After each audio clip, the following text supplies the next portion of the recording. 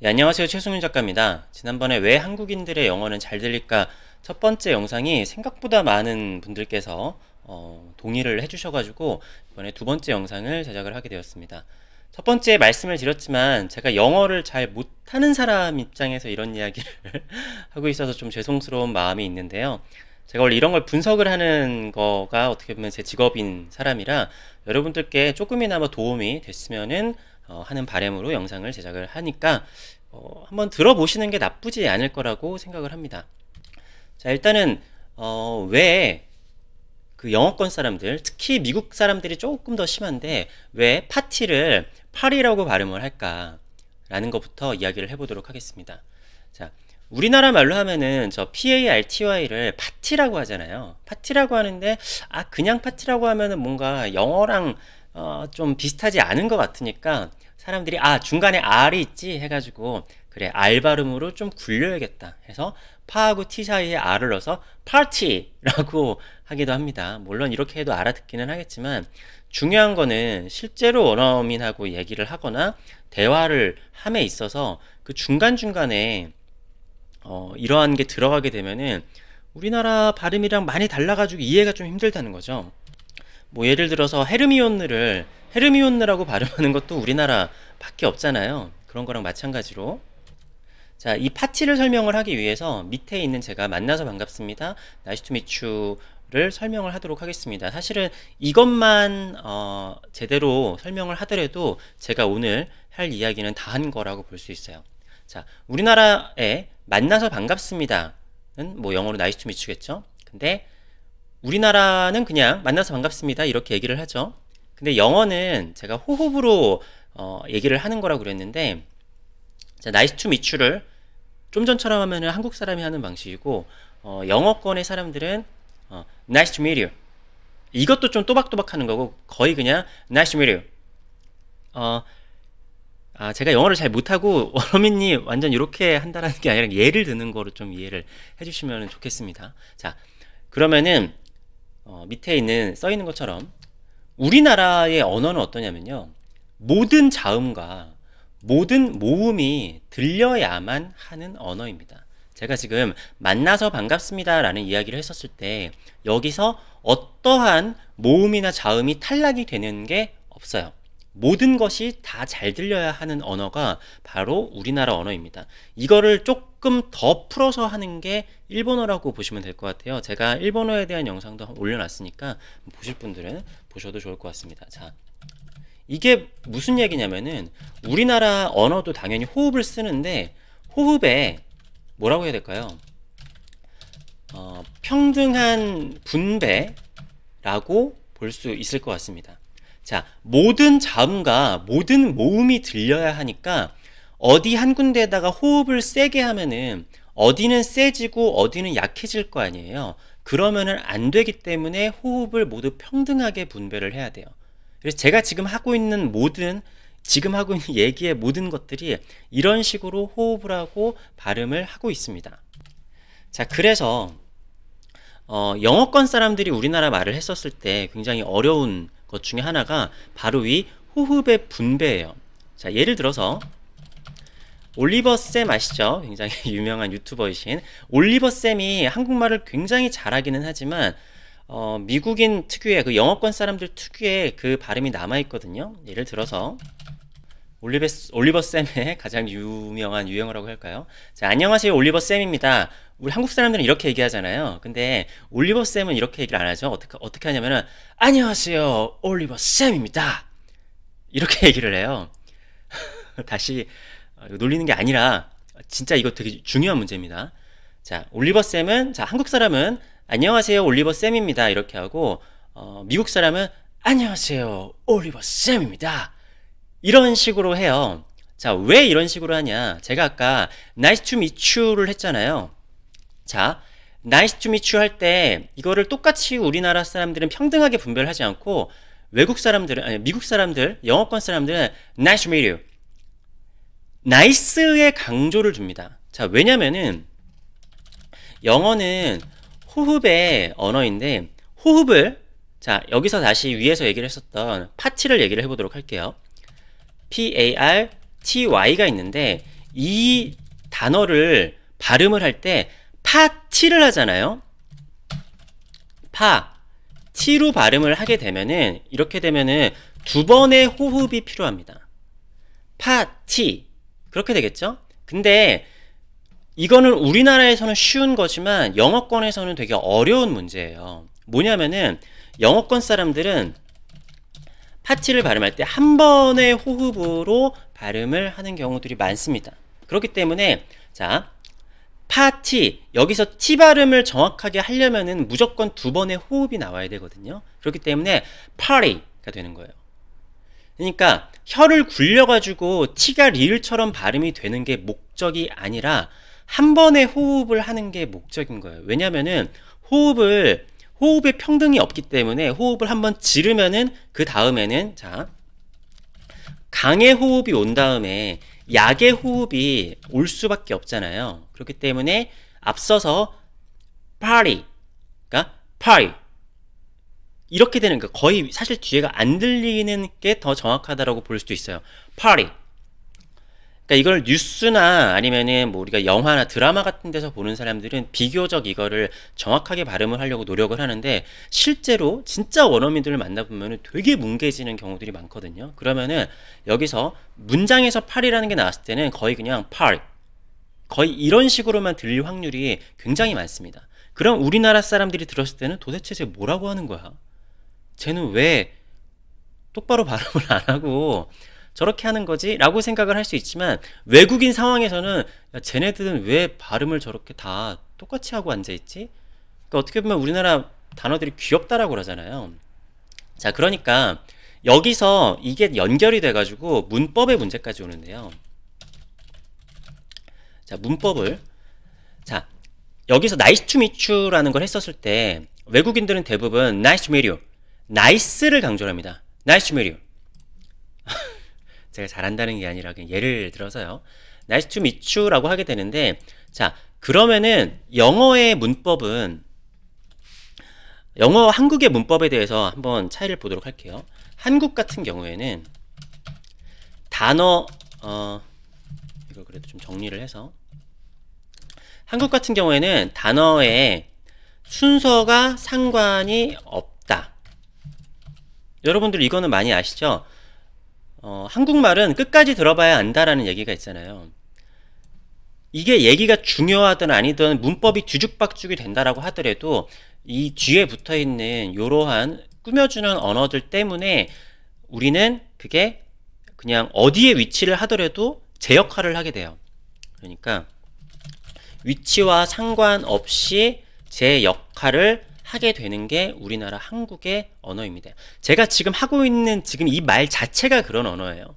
여기다가 주어를 뒤에다 놓든 목적어를 어디다 놓든 우리나라 언어는 상관이 없어요. 자, 그런데 영어는 어떻게 되죠? 영어는 거의 무조건은 아닌데 중요한 내용이 앞에 옴. 거의 중요한 내용이 앞에 옵니다. 자, 이 문장은 그냥 저한테 온 그냥 메일에서 그냥 아무거나 갖다 쓴 건데, 자, we are convinced that we all together, people from all countries of this planet will defeat this disease. 자, 영어는 그렇잖아요. 앞에 있는 거를 뒤에가 수식을 해주는 경우들이 많이 있어요. 자, 뭐냐면은 호흡을 하게 되면은 여러분들 아까 말씀드렸다시피 강약이 되잖아요. 물론 앞에를 약하게 하고 뒤에를 강하게 하는 경우들도 있어요. 예를 들어서 그냥 스쿨 같은 경우에는 스쿨을 발음한다고 했었을 때 무조건 스쿨을 하는 게 아니라, 자, 여기서 이거는 근데 나라나 아니면 지역마다 사투리의 차이라고 볼 수도 있거든요. 그런데 그냥 한국 사람들처럼 스쿨 이렇게 두 개 다 강세를 주는 경우는 없고, 스쿨이라고 하면은 대부분은 오가 두 개가 있기 때문에 스쿨, 그러니까 스 같은 경우는 거의 그냥 이렇게 살짝 나오는 거 스쿨, 이렇게 뒤에는 오를 강조를 하게 되는 경우들이 많이 있죠. 그리고 예를 들어서 convinced 같은 경우에는 우리나라 사람들은 convinced 뒤에 있는 것까지 다 발음을 하지만, 예를 들어서 제가 이거를 정확히 발음하는 걸 잘 모르겠는데 아마 이거를 발음을 하게 되면은 이거 지워졌어. 컨빈, 예. 컨빈. convinced, convinced, convinced, convinced. 그러니까 D 발음이 거의 잘 안 들리게, 그러니까 했다라는 정도. 왜냐면은 convinced라고 하잖아요. 그러면 호흡을 또 해야 돼요. 거의 한 단어에서 최소한 한 번, 아니면은 어떤 경우에는 두 번, 뭐 이런 식으로 호흡을 많이 하지 않아요. convinced. V 같은 경우 오는 경우에는 V는 뭐 예를 들어서 B랑 이렇게 좀 구분이 돼야 되다 보니까 이런 데다 강세를 조금 두는 경우들이 많이 있어요. 그러니까 영어권 사람들도 그런 거죠. 좀 그 안에서, 그 단어 안에서도 중요한 부분에 호흡이 들어가는 경우들이 좀 많아요. 그래서 convinced, convinced. 그러니까 D 발음이 거의 하지 않는데 그냥 있구나 정도가 되는 거예요. 근데 이게 자, 약하게 가다가 강하게 가다가, 제가 지금 convinced라는 단어의 발음이 이게 정확하다라는 게 아니라 그냥 구조를 설명을 드리는 걸로 이해를 해주시면 좋겠습니다. 자, 아무튼 그렇게 되는 거예요. 그래서 우리나라의 문법은 순서가 상관이 없는데 영어에서는 순서가 되게 중요해요. 자, 우리나라 사람들이 영문으로 이렇게 바꾸거나 아니면은 영문으로 해석을 할 때 저기 뒤에다가 의가 오는지 가가 오는지 이가 오는지 이거를 되게 막 집중을 한단 말이에요. 그런데 실제로 영어를 하는 사람들의 머릿속에서는 영어를 얘기를 할 때 순서가 중요해요. 중요한 거를 얻다가 앞에다 얘기를 하고 그러면서 강조를 한다라든가, 물론 이제 순서가 바뀔 수도 있습니다. 예를 들어서 이런 문장을 발음을 할 때는 어떻게 할까요? Let's give to him another chance. 뭘 하자. 저 사람한테 다른 찬스를 주자라고 하는데, 여기서 가장 강조를 해야 될 거는 아마도 뭐 문맥에 따라서 다르긴 하겠지만 찬스겠죠. 그래서 앞에 부분은 그냥 거의 들릴 정도로, 아직 잘 못하는데 그냥 예를 드는 겁니다. Let's give him another chance. 그러니까 거의 to도 잘 안 들리는 경우들이 많아요. to는 왜냐면은 그 사람들 입장에서는 뭐 발음을 하든 안 하든 어차피 있는 거니까. 그러니까 let's give him another 더 뭉개는 경우가 많아요. Let's give him another chance. 이거 잘 못하는데 이런 거 하려니까. 그러니까 let's give him another chance. chance에서 강조가 되는 거죠. 그러니까 중요한 거를 거기다가 호흡을 실어요. 문장 전체가 있다라고 하면은. 단어 하나를 하면은 단어 안에서 중요한 데다가 이제 호흡에 강세를 두지만 전체를 했을 때 이런 경우들이 많은 거죠. 그래서 예를 들어서 I am sorry 하는데 I am은 별로 중요한 게 아니잖아요. 그래서 그냥 sorry라고 해도 사람들이 별 문제가 없잖아요. 그러니까 이렇게 했었을 때 we are 같은 경우에는 we are가 이런 앞에 있는 것들은 오히려 앞에 있지만 크게 중요하지 않은 경우들이 많아요. 너무나 당연하게 들어있으니까. 그러면은 we are convinced. 자, convinced가 중요한 거고, 그 다음에 that, 그거를 여기 뒤에다가 설명을 해주죠. 그러니까 여기서 중요한 건 아무래도 convinced 다음에 뭐 together 이런 데다가 강세를 둘 수가 있겠죠. 그렇기 때문에 자기들이 생각하기에 중요한 데에만 강세를 둬요. 그리고 중요하기 때문에 대부분 중요한 문제들은 앞으로 오는 경우들이 많이 있어요. 그러니까 이 사람들이 영어의 문법 자체가 우리나라도 마찬가지고 호흡과 연관성이 짙다라는 거죠. 왜냐면은 언어의 목적은 의사 전달에 있는 거거든요. 그러니까 우리는 그런 식으로 해야지 의사 전달이 되는 거고, 영어 같은 경우에는 그런 식으로 해야지 다시 또 의사 전달이 되는 거예요. 근데 그게 이제 생각을 하는 구조 자체랑 이제 호흡을 하는 게 다르니까 우리는 저 사람들 영어를 들었을 때 잘 안 들리는 거죠. 근데 우리나라에서 나고 자란 사람들이 하는 영어는 아주 잘 들려요. 저번에도 말씀드렸지만 뭐 반기문 총장님이나 강경화 장관 같은 경우가 영어를 굉장히 잘하지만 그래도 우리가 듣기에 원어민들이 발음하는 영어보다 훨씬 더 듣기가 좋아요. 무슨 얘기냐면 아까 얘가 올리버쌤 얘기를 했지만 올리버쌤이 한국어를 정말 잘하는 사람이지만, 아니면은 타일러나 뭐 여러 뭐 외국인들 있잖아요. 정말 한국말을 잘하는 사람이지만 타고난 호흡 자체를 바꾸는 거는 굉장히 힘든 거라는 거예요. 왜냐면 이 호흡이라는 거는 내 몸에 이렇게 익숙해져 있는 이렇게 횡격막이나 그런 운동이랑도 굉장히 관련이 깊단 말이죠. 자, 그래서 여기서 하나 더 알아볼 수 있는 게 자, 중국 사람들이나 미국 사람들이나 목소리가 되게 커요. 그렇죠? 우리나라 사람들은 목소리를 그렇게 크게 하지 않는다고 하더라도 의사 전달에 이렇게 큰 차이가 없고, 그리고 호흡을 과도하게 써서 얘기를 하는 경우가 그렇게 많지 않아요. 자, 여기 다시 또 얘기를 하면은, 미국인이 목소리가 큰 이유. 지금 이걸 그냥 말로 할게요. 그거는. 우리나라는 제가 호흡과의 연관성이 짙다 이렇게 얘기를 한다고 해도 뭐 얘기를 하는데 그러니까 호흡을 세게 할 필요가 없잖아요. 전부 다 평등하게 호흡을 분배를 했으니까. 그런데 외국 사람들 같은 경우에는 nice to meet you, nice에다가 강조를 해야 되기 때문에 거기다가 호흡을 세게 하고 뒤에 갔을 때는 죽어요. 그렇기 때문에 nice to meet you, nice to meet you가 되는 거예요.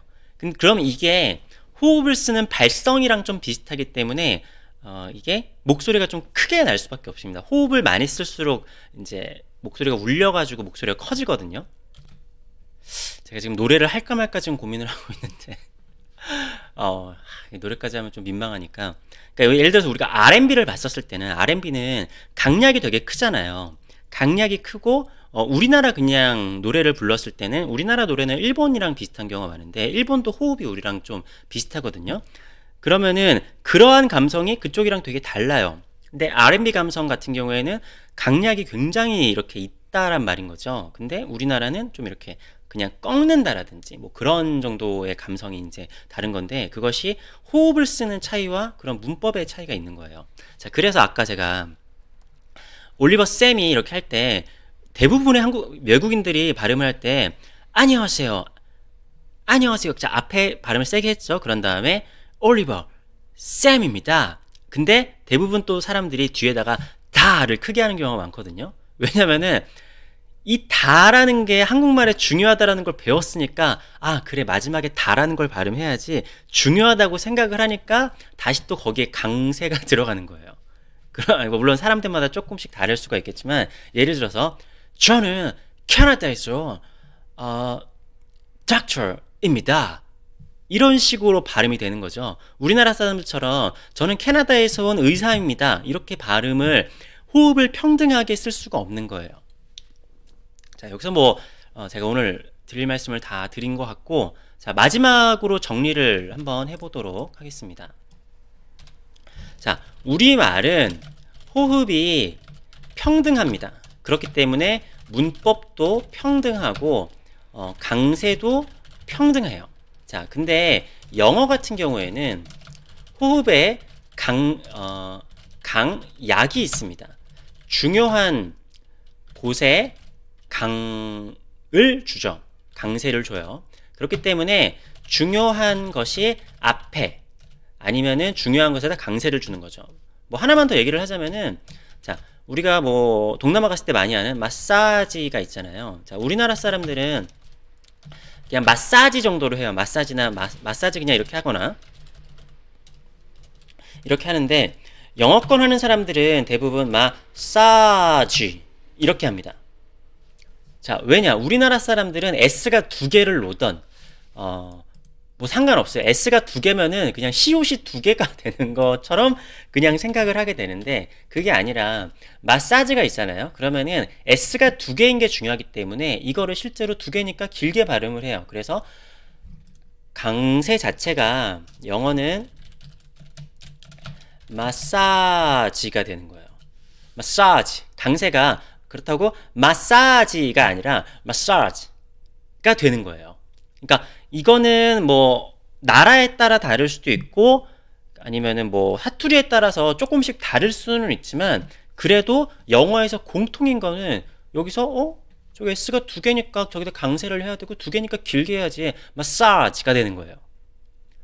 아니면 아까 제가 얘기를 했었던 school이나 여러 가지들이, 그러한 법칙들은 이렇게 제가 봤을 때는 크게 변하지는 않는 것 같아요. 뭐 나라마다 조금씩 다르긴 하겠지만, 그럼 우리 사투리처럼 그런 거지만 기본적으로는 제가 여기 위에를 얘기했던 이 우리말이랑 요거랑 그런 차이가 있는 겁니다.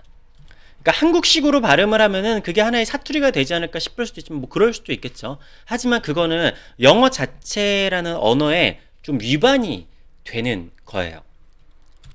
위에다 하나를 더 추가를 하자면은, 위치가 상관이 없습니다. 우리나라 말은. 근데 영어 같은 경우에는 위치가 뭐라고 할까요? 중요하고요. 위치가 곧 역할이에요. 곧 역할. 우리나라 말은 위치랑 상관이 없이 거기다가 뒤에 어떤 뭐 전미사가 오느냐에 따라서 그 역할이 바뀌는 거죠. 그래서 여기서 조금 더 들어가면은, 이거는 또 얘기가 길어지니까 그냥 하나만 말씀을 드리자면은, 노래를 잘하는 사람들이 영어를 잘하는 사람들이 좀 많거든요. 그리고 영어를 좀 빨리 배우는 경우들이 많이 있어요. 왜냐면은 노래를 잘하려면은 호흡을 잘 써야 된단 말이에요. 근데 그 호흡이 물론 이제 R&B를 하는지 아니면 뭐 다른 걸 하는지에 따라서 좀 차이가 있기는 하겠지만, 그래도 뭐 R&B 같은 것도 잘 하는 사람이다, 그러면은 영어도 되게 빨리 배우고 원어민들이 듣기에도 더 쉬운 경우들이 많이 있습니다. 호흡 같은 거를 잘 활용을 하기 때문에. 그래서 영어에 리스닝을 하거나 영어를 말을 할 때 좀 중요한 쪽, 그러니까 어디다가 강세를 드는지는 그 사람들의 약간 사투리나 그런 게 있기 때문에, 그러니까 그런 거를 생각을 하면서 들으면은 조금 더 편하고, 그리고 그 순서를 우리나라처럼 저 이야기를 다 들어가지고 조합을 하려고 그러면은 답이 없어요. 이거는 그냥 뉴스에서 영어 아나운서들이 하는 얘기를 들어도 저 사람들 진짜 또박또박 발음을 하는 것임에도 안 들리거든요. 너무 답답하죠, 우리나라 사람들 입장에서. 아니 쟤는 아나운서인데도 왜 이렇게 발음을 흐리냐 라고 하는데, 애초에 발음 자체가 중요한 데다가 강세를 두는 것 자체가 영어를 제대로 발음을 하는 것이기 때문에, 들을 때도 다 들으려고 하지 않고 그냥 중요한 데에다가 강세를 두는 거를 중점을 하면서 들으면은 영어를 듣는 게 조금 더 쉬울 수 있을 겁니다. 이렇게 얘기를 하면은 저도 잘해야 되는데 저도 잘은 못해요. 네, 일단은 뭐 태어났을 때부터 하는 사람은 이기기가 좀 힘든 것 같습니다. 네, 아무튼 오늘 영상은 여기까지 하고요. 제가 뭐 길게 하려면 엄청나게 길게 할 수 있는데, 이 정도로 압축을 해도 여러분들 알아들을 수 있으실 거라고 생각을 합니다. 그리고 조금 더 추가적으로 이해가 필요하시면은 제가 밑에다가 링크를 달아 놓을 테니까 첫 번째 영상도 한번 참고를 하시면 좋을 것 같아요. 자, 영상 재밌게 보셨으면 구독과 좋아요, 댓글도 부탁드리겠습니다. 감사합니다.